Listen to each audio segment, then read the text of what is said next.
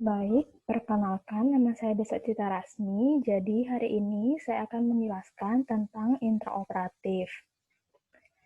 Jadi, intraoperatif dimulai ketika pasien dipindahkan ke meja operasi hingga dipindahkan ke ruang perawatan pasca anestesi. Jadi, yang dilakukan pada periode intraoperatif adalah memposisikan pasien, kemudian melakukan induksi anestesi, pemilihan anestesi, monitoring, dan juga pemulihan. Untuk posisi pasien, biasanya induksi dilakukan pada posisi supinasi, dan kemudian pasien diposisikan sesuai dengan tipe pembedahan. Misalnya, pasien diposisikan dalam posisi supinasi, pronasi, litotomi, lateral, ataupun sitting. Selanjutnya adalah induksi anestesi. Jadi yang dimaksud dengan induksi anestesi adalah tindakan untuk membuat pasien dari sadar menjadi tidak sadar sehingga memungkinkan dimulainya anestesi dan juga pembedahan. Untuk induksi anestesi dapat dilakukan secara intravena, inhalasi, intramuskular, dan juga rektal. Selanjutnya, jadi ada beberapa jenis anestesi yang dapat dipilih. Jadi yang pertama adalah anestesi lokal, yaitu topikal dan infiltrasi. Kemudian anestesi regional berupa blok sentral dan blok perifer. Untuk blok sentral, contohnya adalah blok spinal dan blok epidural. Kemudian untuk blok perifer, contohnya adalah blok plexus brachialis, blok regional intravena. Sedangkan untuk anestesi umum, bisa dilakukan anestesi umum intravena, anestesi umum inhalasi, dan anestesi imbang. Yang pertama, anestesi lokal. Jadi anestesi lokal adalah anestesi lokal ini dilakukan dengan cara menyuntikkan obat anestetika lokal pada daerah atau sekitar pembedahan. Jadi, obat-obat anestetika yang digunakan biasanya adalah yang pertama lidokain, kokain, novokain, propivakain, bupivacain, dan prokain. Jadi, keuntungan dari anestesi lokal ini adalah pasien dalam keadaan sadar baik, kemudian menghindari polifarmasi, kemudian minimal untuk kemungkinan terjadinya reaksi alergi. Sedangkan untuk kerugiannya adalah cakupannya terbatas, resiko gagal lebih besar, berbatas waktu, dan risiko cedera saraf. Yang kedua, anestesi regional. Jadi, untuk anestesi regional ini, obat anestetikanya sama dengan anestesi lokal, tetapi cara penyuntikannya dilakukan pada lokasi serat saraf yang menginervasi regio tertentu. Jadi keuntungan dari anestesi regional ini adalah peningkatan kualitas pemulihan, minimal rasa sakit, mual, muntah postoperatif, mobilisasi bisa dilakukan lebih cepat, kemudian pasien tidak harus puasa.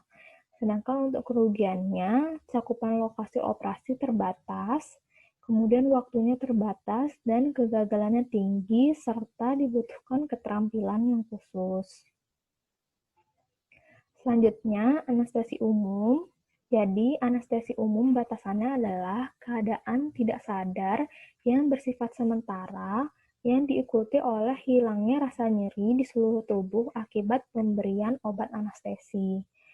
Pada anestesi umum ini dikenal trias anestesi umum, yaitu yang pertama hipnotonika, yaitu pasien kehilangan kesadaran. Kemudian analgesia atau pasien bebas dari nyeri. Kemudian relaksasi adalah pasien mengalami kelumpuhan otot rangka. Jadi anestesi umum ini seperti yang sudah dikatakan tadi dapat diberikan secara intravena dan dapat diberikan secara inhalan. Untuk anestetika intravena, obat yang bisa digunakan adalah ketamin HCl, tiopenton, propofol, diazepam, midazolam, dan petidin. Sedangkan untuk anestesi inhalan, bisa diberikan halotan, isofluran, desfluran, enfluran, dan sevofluran. Untuk keuntungan dari anestesi umum ini adalah tidak terdapat kontraindikasi absolut untuk melakukan anestesi tersebut. Kemudian cepat untuk kembali keadaan semula dan risiko gagal sangat sedikit. Sedangkan untuk kerugiannya adalah polifarmasi, kemudian berefek pada berbagai sistem organ, kemungkinan reaksi alergi lebih tinggi, kemudian pasien biasanya merasakan mual dan muntah postoperatif, dan anestesi umum ini mempengaruhi tingkat kesadaran. Untuk standar pemantauan intraoperatif, jadi terdapat dua standar. Ya, standar pertama adalah tenaga anestesia harus berada di dalam kamar bedah selama pemberian anestesia atau analgesia. Yang kedua, standar kedua, jalan nafas, oksigenasi, ventilasi, dan sirkulasi pasien harus dievaluasi secara teratur dan juga sering. Jadi tujuan dari pemantauan intraoperatif ini adalah memperoleh informasi sedini mungkin perihal keadekuatan anestesi, analgesi, perubahan fungsi sistem organ respirasi dan kardiovaskular, dan keadekuatan oksigenasi, sehingga nantinya dapat bertindak secara cepat dan tepat dalam mengatasi permasalahan tersebut. Jadi, apa yang harus dimonitor pada saat periode intraoperatif ini, ada 7 yang harus dimonitor. Yang pertama adalah kedalaman anestesi, kemudian ada fungsi cerebral, oksigenasi dan ventilasi, kemudian melakukan monitoring hemodinamik, fungsi ginjal, suhu tubuh, dan juga alat anestesi. Untuk yang pertama, monitoring kedalaman anestesi. Jadi untuk anestesi ringan, yang dimonitor adalah apakah pasien keluar air mata, apakah denyut nadi pasien naik, tekanan darah naik, RR naik secara spontan, kemudian adanya otot tegang dan berkeringat. Untuk anestesi dalam, yang dievaluasi adalah pupil dilatasi, bradikardi, hipotensi, hipoventilasi, dan otot rileks. Yang kedua, monitoring sistem saraf. Jadi monitoring sistem saraf ini apabila pada pasien sadar, dapat dimonitor apakah pasien terorientasi terhadap orang, waktu, dan juga tempat. Kemudian untuk pasien tidak sadar, dievaluasi diameter pupil, kemudian memeriksa respon pupil terhadap cahaya, dan juga bisa dievaluasi melalui elektroensefalogram. Yang ketiga, monitoring respirasi. Jadi monitoring respirasi ini bisa dilakukan dengan cara melihat gerakan dada perut pasien. Kemudian juga bisa dilakukan dengan stetoskop dengan cara mendengar suara pernafasan apakah simetris kiri dan kanan. Kemudian untuk yang ketiga bisa dengan pulse oximetry untuk mengetahui saturasi oksigen. Dan bisa juga dengan menggunakan kapnometri untuk mengetahui secara kontinu kadar CO2 dalam udara inspirasi atau ekspirasi. Untuk monitoring kardiovaskular, bisa dilakukan dengan dua cara, yaitu invasif dan juga non-invasif. Untuk non-invasif, kita bisa lakukan evaluasi nadi, tekanan darah, dan banyaknya pendarahan. Untuk nadi, kita bisa lakukan dengan palpasi arteri radialis, brachialis, femoralis, atau karotis, atau dengan menggunakan EKG. Yang dievaluasi dari nadi tersebut adalah frekuensi, regularitas, dan juga kekuatan nadi. Untuk tekanan darah dapat diukur baik secara manual maupun secara otomatis. Yang dievaluasi adalah tekanan darah sistolik, diastolik, dan MAP pasien. Kemudian banyaknya pendarahan dapat dievaluasi dengan menimbang kain kasa ketika sebelum terkena darah dan setelah terkena darah, atau dengan mengukur jumlah darah di botol pengukur ditambah 10-20%. Selanjutnya, untuk cara invasif, yaitu dengan melakukan kanulasi arteri melalui arteri radialis, arteri dorsalis pedis, arteri karotis, dan arteri femoralis. Dengan begitu, kita bisa mengevaluasi tekanan darah secara kontinu.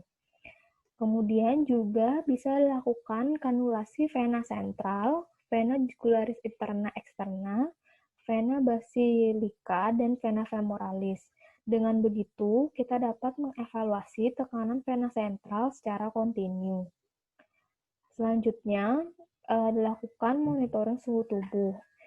Biasanya monitoring suhu tubuh ini dilakukan pada pembedahan yang lama atau pada pasien bayi atau anak kecil. Jadi terdapat beberapa usaha untuk mempertahankan suhu tubuh pasien, terutama pada bayi atau orang tua. Jadi yang dapat kita lakukan adalah yang pertama, suhu ruangan diatur dengan AC, yaitu suhunya diatur menjadi 34-36 derajat Celcius. Kemudian bisa dipasangkan selimut penghangat di meja operasi. Kemudian pemakaian desinfektan secukupnya dan menghangatkan cairan infus dan cairan pencuci luka operasi. Selanjutnya, monitoring fungsi ginjal. Jadi, monitoring fungsi ginjal ini dapat dilakukan dengan melihat produksi urin pasien. Jadi, normalnya produksi urin adalah 0,5 sampai 1 mili per kilogram berat badan per jam. Jadi, produksi urin ini dapat dilihat dengan memasangkan polikateter ke pasien. Selanjutnya adalah pemantauan alat anestesi. Jadi untuk alat anestesi, kita pantau sumber gasnya, kemudian meter aliran, alat penguap obat bius, lubang keluar gas, kendali oksigen darurat, sirkuit anestesi, konektor, dan juga pipa endotrakeal yang telah terpasang. Selanjutnya adalah pemulihan anestesi. Jadi, masa pulih ini merupakan periode kritis yang dapat mengancam nyawa pasien, sehingga hendaknya sebelum menghentikan anestesi, siapkan dulu obat-obatan atau alat yang terkait dengan bantuan hidup. Jadi, untuk anestesi umum, masa pemulihan anestesi ini dimulai sejak pemberian obat anestesi dihentikan. Misalnya pada pasien dengan penggunaan anestesi umum intravena, masa pemulihan dimulai ketika pemberian obat terakhir, dan pada pasien dengan menggunakan anestesi umum inhalasi, fase pemulihan ini mulai apabila aliran atau gas swab anestesi dihentikan. Kemudian untuk anestesi regional dimulai sejak pemberian obat terakhir. Jadi ada beberapa hal yang dapat mempengaruhi pemulihan. Jadi yang pertama adalah jumlah masukan dan simpanan obat bius. Ini dipengaruhi oleh lama pemakaian obat dan juga dosis total dari obat bius tersebut. Kemudian laju metabolisme obat yang dipengaruhi oleh status fungsi sistem organ metabolik dan suhu tubuh pasien. Yang ketiga adalah laju ekskresi melalui paru, ginjal, dan hati. Selanjutnya, mengakhiri anestesi. Pada anestesi intravena, bila pembedahan sudah selesai, maka pemberian obat anestesi intravena dapat dihentikan. Kemudian, dilakukan pertahanan jalan nafas agar tetap lapang sehingga nafas bisa adekuat. Kemudian pasien dapat dipindahkan ke ruangan pemulihan. Untuk anestesi umum inhalasi, bila pembedahan sudah selesai dilakukan, dapat dilakukan penghentian pemberian obat anestesi secara inhalasi dan dipasangkan oksigen 100%. Kemudian pertahankan jalan nafas agar tetap lapang sehingga nafas adekuat. Kemudian pasien dapat dipindahkan ke ruangan pemulihan. Baik, sekian presentasi mengenai periode intraoperatif. Semoga bermanfaat. Terima kasih.